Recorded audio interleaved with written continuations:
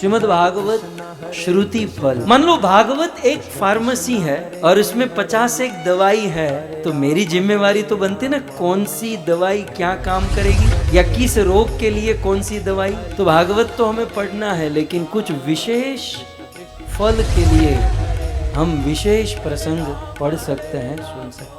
तो ये भी एक रहस्य की बात है, ये भी एक बहुत बड़ा अभ्यास है कि भागवत में कितने प्रसंग और किस प्रसंग का क्या फल, और वे प्रमाण के साथ श्रीमद् भागवत जी के किस अध्याय, किस कंद, किस श्लोक में किस कथा का क्या श्रुति फल बताया गया, ये इस कथा में हम विस्तार से श्रवण करेंगे। भगवान श्री कृष्ण अपने भक्तों की सारी इच्छा पूर्ण करते हैं और साथ ही साथ अपने भक्त को भक्ति देते हैं, प्रेम सुख देते हैं, भक्ति का अमृत पिलाते हैं, भक्ति रस पिलाते हैं। श्रीमद् भागवत का प्रथम श्रुति फल भागवत महात्म्य से गोकर्ण धुंधुकारी उद्धार की कथा, जिससे पितृ तृप्ति होती है। पांडवों के निर्वाण की कथा सुनकर हरि भक्ति प्राप्त होती है, ये दूसरा श्रुति फल। देव उपासना की कथा सुनने से सर्व सिद्धि प्राप्त होती है। चौथा फल ब्रह्म स्तुति, ब्रह्मा जी के द्वारा की गई स्तुति का पाठ करने से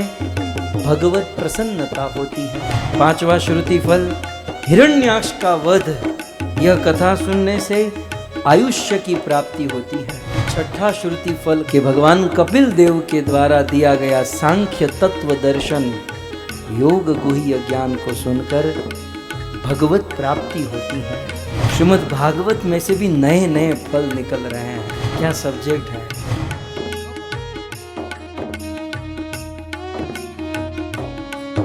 हरे कृष्णा कृष्णा कृष्णा हरे हरे, हरे राम